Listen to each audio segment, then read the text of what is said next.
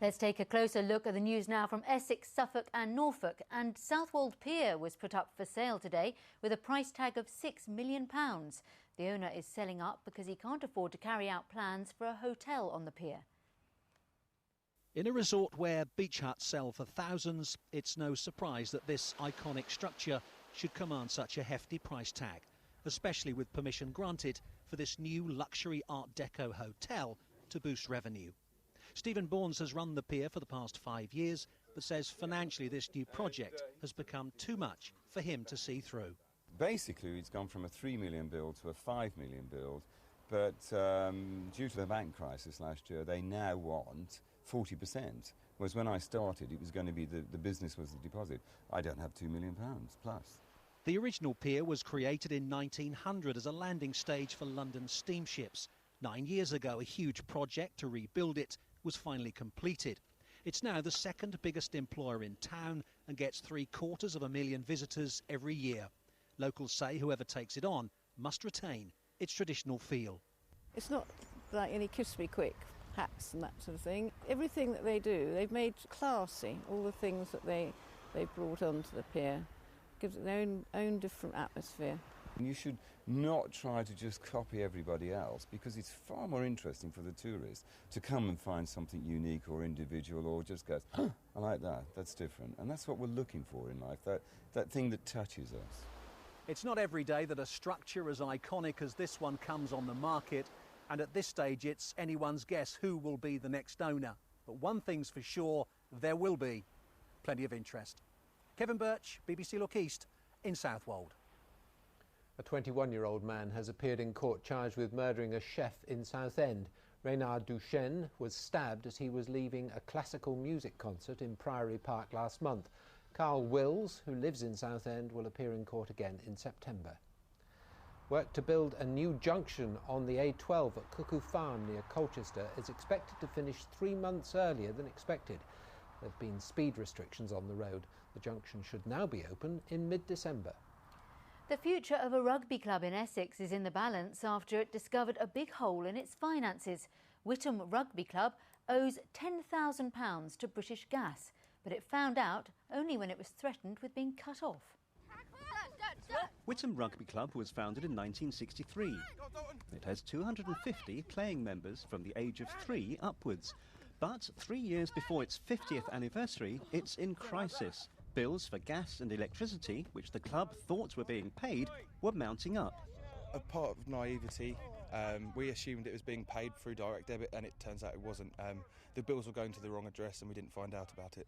We're amazed that it's got to the point that it has, where we haven't really, we weren't even made aware of the fact that it had gone through the courts. If the debt isn't paid, the club could close, and that doesn't go down well. This is pretty much one of the only things me and my dad do together, so it'd be like the end of the world to me. It'd be devastating for my family and all the young kids around here that love playing rugby for Witham. Very sad.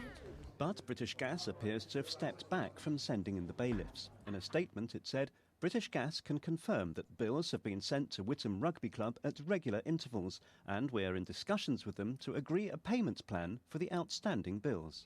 The club's holding an extraordinary general meeting this evening. John Halford, BBC Look East, Witham. In athletics, Norwich's Barbara Parker has been named in Great Britain's squad for the European Championships in Barcelona later this month. Basildon's Kim Wall is part of the 400 metres relay team. Parker confirmed her position as the UK's top 3,000 metre steeplechaser at the UK Championships in Birmingham last month. The Eastern region is one of the biggest in the country when it comes to frozen garden peas. For the next 6 weeks, farmers and factories will be going flat out to harvest and process the crop 24 hours a day, 7 days a week. This is how most of us come across the humble garden pea, washed, frozen and ready to cook. But getting them to our kitchens like this is no mean feat.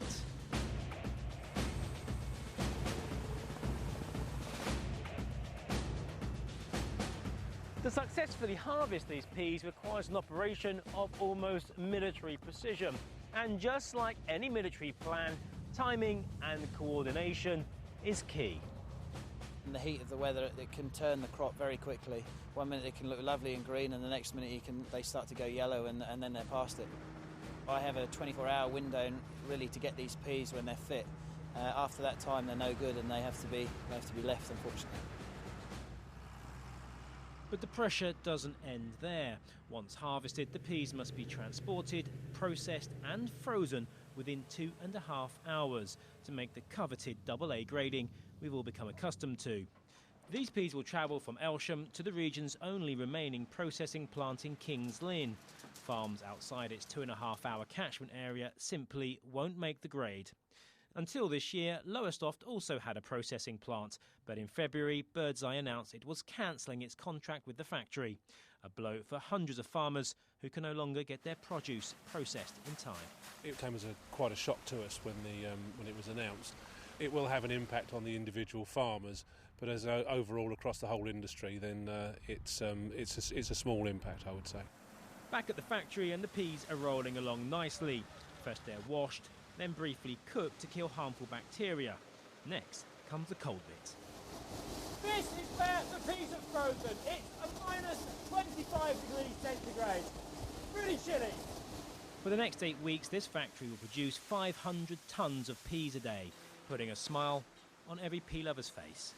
Clive Lewis, BBC Look East. Is to look forward to tonight. First of all, it's Uruguay against Holland in the World Cup in Cape Town. Susie is rooting for Holland because she's got them in the sweepstake. Yes. I've never won a sweepstake in my life, so I'm really optimistic. And if World Cup Mike is backing Holland, don't be optimistic. No, don't. No. The other big game is Newmarket Town against Ipswich Town at Cricketfield Road. Now, on the face of it, it looks like a minor pre-season friendly for Ipswich, but there's plenty at stake for both manager and players. Kate Riley is there for us. Kate. Well, it's certainly a big night. This Regions League outfit will be hosting an incredibly strong Ipswich Town 11, and you can just see them training behind me now. I'll be catching up with the Newmarket Town chairman in just a moment's time to find out how important it is for non-league clubs to host such large names during pre-season. But first, Norwich City's training ground opened its doors to the media today, and lucky me, I got the chance to go along. This is where the hard work begins. Come August, Norwich City have their first championship game for a year. Lads have come back pretty fit, and we're looking forward to playing in the league. As I said, we've earned the right to be there, so we may as well give it a go. Today was a chance for the new signings to bed in and face the media. My best mate, or one of my best mates, is a Norwich fan, so you know, if I'm having a bad game, he'll be the first to tell me. So. It's a massive club. And Ruddy's not the only Premier League signing Paul Lambert's made this summer.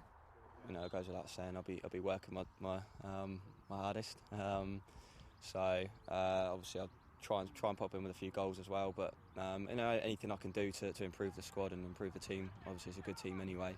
The Canaries have signed 5 new players so far this closed season, and there are hints there are more to come. And unlike Norwich, Ipswich are yet to make any new signings during this closed season. Let's find out about Newmarket Town. Joining me is their chairman. Thank you very much for having a chat. Tell us more about the club and how important it is to host someone like Ipswich tonight. Well, it's a big thank you to Ipswich, because the funds that we gather from this match actually take us quite a way through the season. We're very privileged. This is the first time we've had a club of this size at our ground. So all I can say is, yes, it's imperative that we do raise the money, and these pre-season friendlies are essential to a club like this. How much money are you hoping will be generated tonight? Well, I don't know. I hope to see it packed. I certainly hope to make over £2,000. It looks as if it started to fill up now in the last hour, so we're quite excited, yes. How do you think Ipswich will do this season? I hope they do very well. I think Roy Keane is a smashing manager. Ipswich are a tremendous club in Ipswich, and the support from Newmarket is fantastic. So a good run for them sort of spins out a lot and makes Newmarket quite a happy town, or half of it a happy town. And quickly, score predictions for tonight? I would say Newmarket 2, Ipswich 4.